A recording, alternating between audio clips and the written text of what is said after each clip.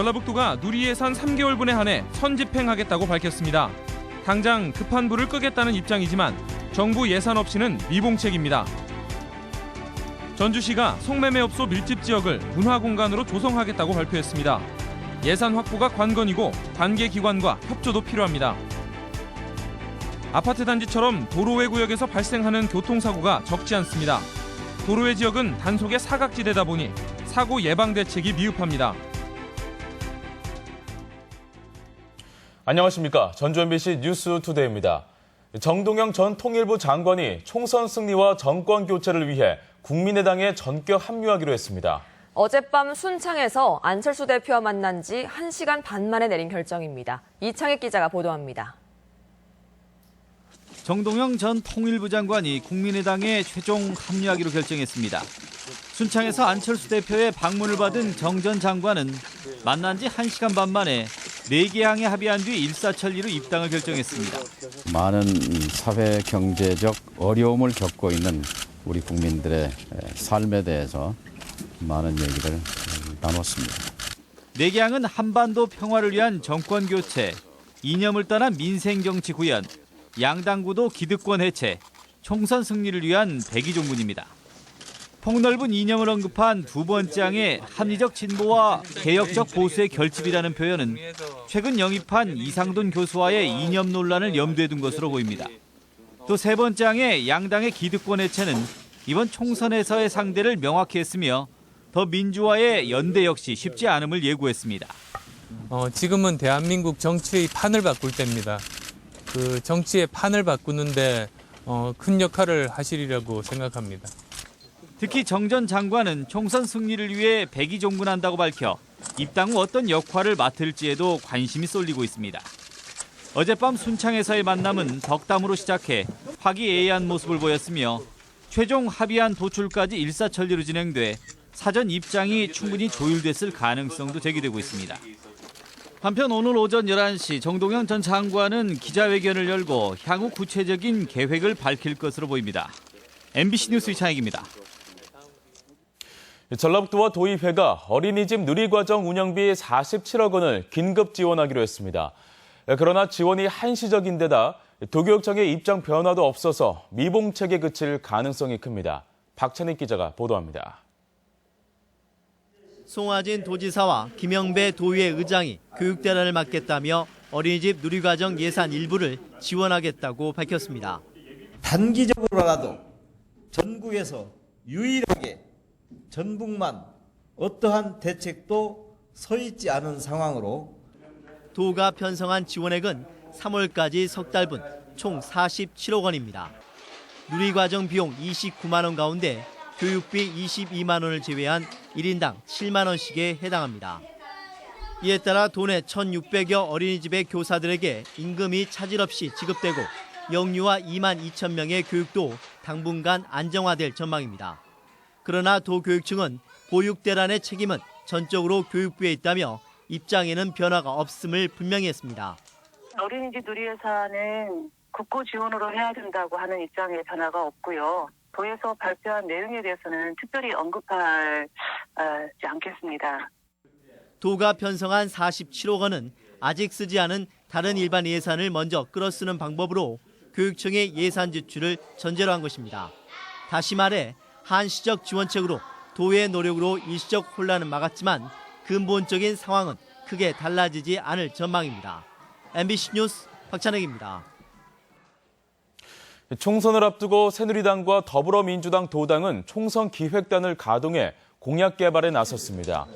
새누리당 도당 총선 공약 개발단과 전주 지역 예비 후보들은 탄소융합연구원에서 현장 회의를 개최하고 전북의 성장 동력인 탄소 산업을 활성화시키기 위한 의견을 청취했습니다. 더민주도당 총선 정책기획단도 덕지위원회 사무실에서 첫 회의를 열고 도민들의 삶의 질을 개선할 수 있는 공약 개발을 시작했습니다.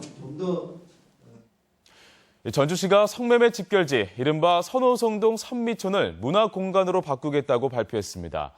성매매 업소 잦은 폐업을 유도하겠다는 건데요. 성공 여부가 주목됩니다. 고차원 기자가 보도합니다. 50년 전부터 성매매 업소가 모여든 전주 선미촌. 2000년대 초반 90개 성매매 업소가 성업할 정도였지만 지금은 규모가 다소 줄었습니다. 그동안 여성 인권단체들이 단속과 폐쇄를 요구해왔지만 성과를 내지 못했습니다. 전주시는 2018년까지 67억 원을 들여 건물을 사들이고 잦은 폐업을 유도해 성매매 업소를 모두 없애기로 했습니다. 건전한 공간이 먼저 들어가서 그 건전한 분위기가 옆으로 확산해서 자진적으로 철거를 하게 되면 도시가 다시 만들어지는 거잖아요. 전시관과 박물관을 만들고 차 없는 거리를 조성해 이 일대 이미지를 바꾸겠다는 것입니다. 좀 더디게 가더라도 주민의 공간으로 탈바꿈됐으면 좋겠고 주민들과 함께 바꿔내는 것이 중요하다고 보여져요. 문제는 성매매 업소를 사들일 예산인데 전주시와 접촉해온 건물주들은 전주시의 제안에 거리를 두고 있습니다. 14억 5천 14억이 들어갔으니까 그보다 조금만 더 주면 나는 당연히 팔겠지. 그런데 시에서는 뭐라고 하냐. 그럼 여기에 있는 세입자를 다 내보내주라. 그러면 생각해보겠다. 그걸 내가 어떻게 내보내?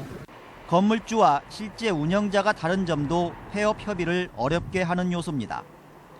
시민단체들은 전주시 노력과 별도로 경찰과 검찰, 법원의 단속과 처벌이 중요함을 강조하고 있습니다. 일단 경찰의 단속, 그리고 이제 강력한 사법부의 처벌이 이루어지고요. 그 공간에 대한 책임을 가지고 행정적 이제 또 대응들을 해나가야 된다고 생각합니다. 성매매 업소 직결지 문제를 해결하기 위해 행정기관과 지역사회가 대책을 내놓은 것은 이번이 처음으로 사회적 분위기와 의지가 어떻게 형성되는가가 성패의 관건이 될 전망입니다. MBC 뉴스 고차원입니다. 아파트 단지나 대학 캠퍼스 같은 도로 외 구역에서 교통사고가 적지 않게 발생하고 있습니다. 하지만 도로가 아니다 보니 단속 근거가 없고 결과적으로 안전의 사각지대에 놓여 있습니다. 강동혁 기자의 보도입니다. 그제 부안의 한 아파트 단지에서 16개월 된 여아가 승합차에 치였습니다. 부모가 차에서 내린 짐을 옮기는 사이 발생한 사고로 아이는 병원으로 옮겨졌지만 끝내 목숨을 잃었습니다. 이 같은 아파트 단지 안은 아이들이 잘 뛰어다니는 데다 차량도 수시로 드나들어 사고의 위험이 높습니다. 주차된 차량들로 시야가 확보되지 않은 상황에서 운전자들도 속도가 느리다는 이유로 큰 주의를 기울이지 않기 때문입니다. 지난 2013년 한 보험회사에 접수된 교통사고 25만 건이 아파트와 대학 캠퍼스 등 도로의 구역에서 발생했으며 도내에서도 지난해에만 16명이 목숨을 잃었습니다. 아무래도 좀 위험하죠. 우리도 손주 키는 입장에서. 차가 오면 애들이 느닷없이 툭 튀어나오잖아요. 예, 그럴 때. 특히 아파트 단지 내의 어린이 사고의 경우 70% 가까이가 운전자의 부주의가 원인인 것으로 나타났습니다. 여기에 도로외 구역은 도로교통법이 적용되지 않는다는 점도 사고 예방의 한계로 작용하고 있습니다.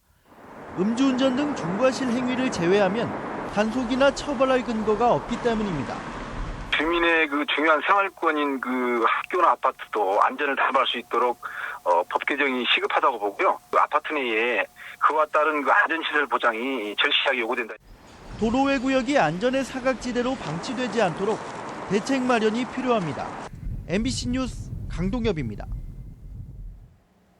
전북 버스운송조합의 비리 의혹과 관련해 경찰이 수사에 착수했습니다. 전북지방경찰청은 17일 교통카드 시스템의 유지보수업체 대표가 버스 조합을 상대로 고소장을 접수함에 따라 조만간 사건을 해당 부서에 배당하고 사실관계를 파악해볼 예정입니다. 한편 고소장을 접수한 대표 A씨는 버스 조합의 요구로 2,700만 원을 상납했다고 폭로했으며 조합 측은 상호 합의를 통한 정당한 거래였다고 반박했습니다. 전주지법 정읍지원은 조합장 선거에서 돈을 건넨 혐의로 기소된 고창 대성농협 정남진 조합장에게 징역 1년에 집행유예 2년을 선고했습니다. 정 조합장은 지난 2014년 식당에서 이장 2명에게 선거운동을 도와달라고 부탁한 뒤 이듬해 현금 400만 원을 건넨 혐의로 기소됐으며 재판부는 조합원 매수가 선거에 영향을 미친 것으로 보인다고 판시했습니다. 일용직 인건비 지급과 관련해 비위 행위가 드러난 농어촌공사 전북본부 직원 2명에 대해 농어촌공사가 파면 조치하기로 했다고 밝혔습니다. 전북지역본부 소속 과장 A씨 등 2명은 지난 2013년 4월 지인에게 사업을 맡긴 뒤 허위로 인건비를 지급하고 이 중 일부를 나눠 가져 감사원 감사에서 적발됐습니다. 충남에서 구제역이 발생해 전라북도 방역당국에도 비상이 걸렸습니다.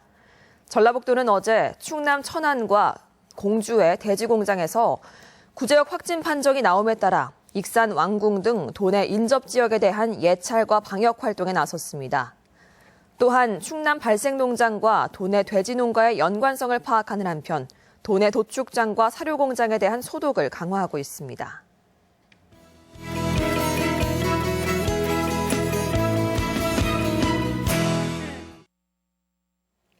이 생활체육인 라지볼 탁구가 실버 스포츠로 인기를 모으고 있습니다.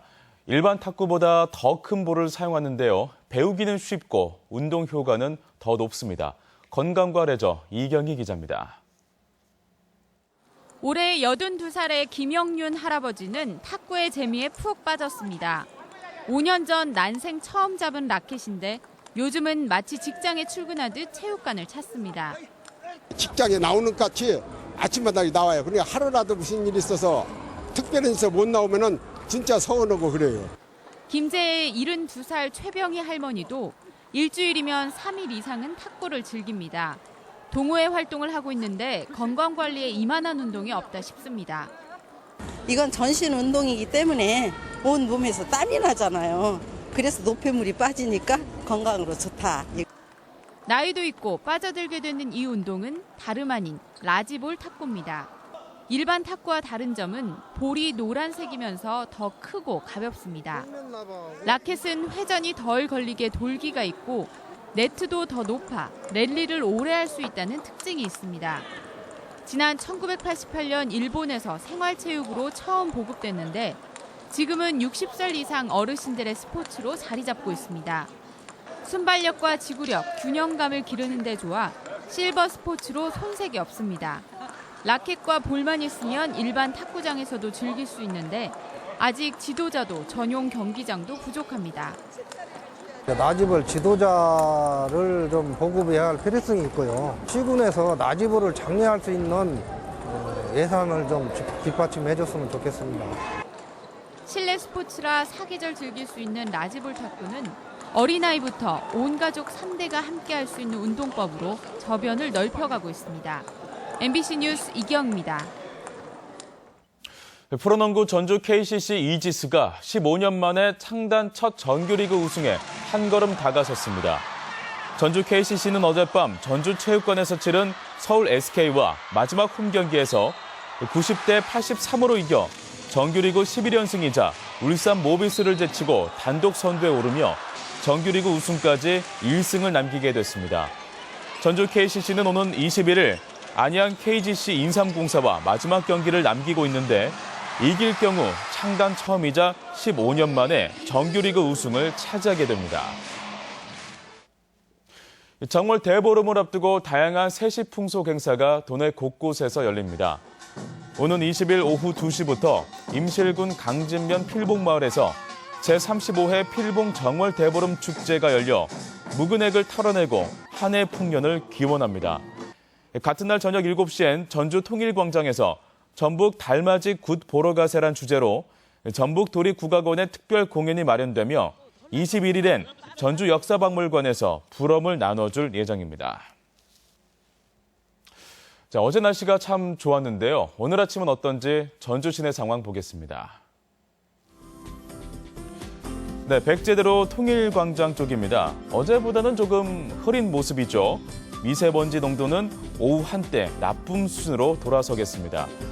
자, 교통 상황을 볼까요? 네, 차량이 부지런히 오고 가고 하는 모습. 지금은 이제 신호에 정차하고 있는데 원활한 소통을 보이고 있습니다. 지금까지 이 시각 전주 시내 살펴봤습니다.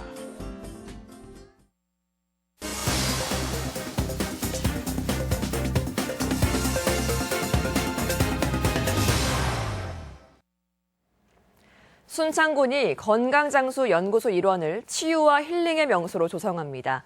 또 진안군은 다양한 외국어를 배울 수 있는 외국어 문화 카페를 공공도서관에 개설했습니다. 그 밖에 시군 소식 정진호 기자가 보도합니다.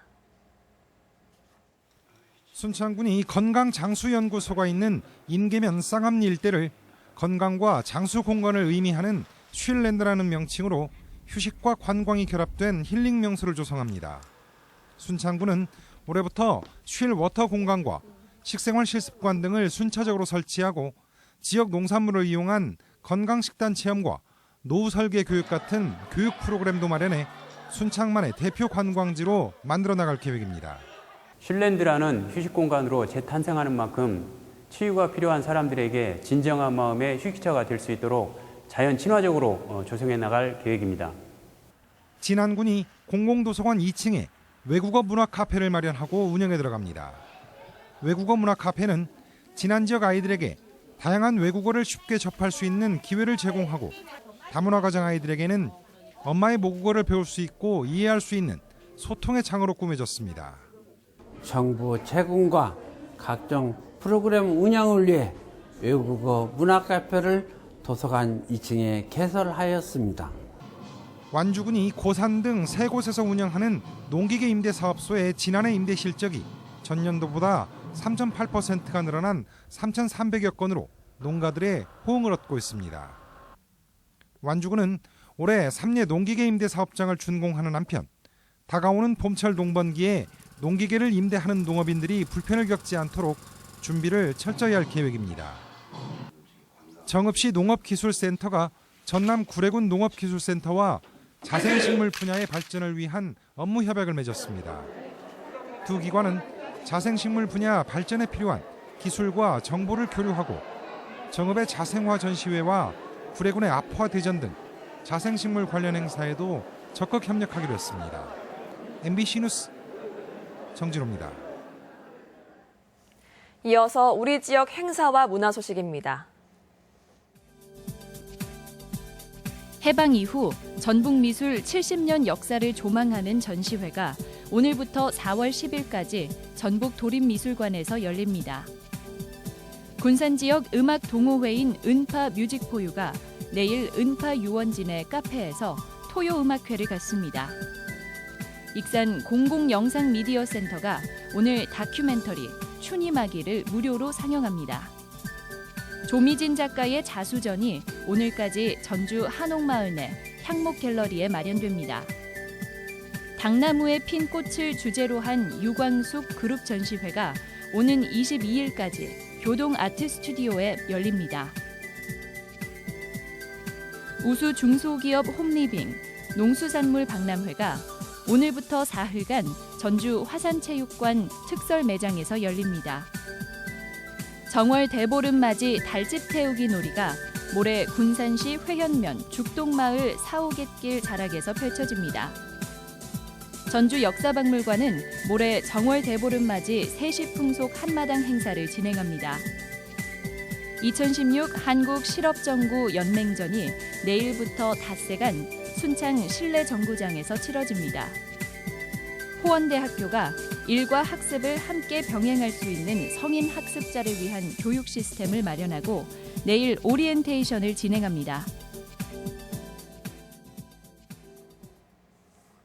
오늘 전라북도 지역 날씨입니다. 오늘은 가끔 구름이 많다가 밤부터 점차 흐려지겠습니다. 아침까지 서해안과 일부 내륙에는 안개가 끼는 곳이 있어서 주의가 필요합니다. 오늘 낮 최고 기온은 임실 10도, 전주 11도 등 9도에서 11도의 분포로 어제와 비슷하겠습니다. 바다의 물결은 서해남부 전 해상에서 0.5에서 2m로 일겠습니다.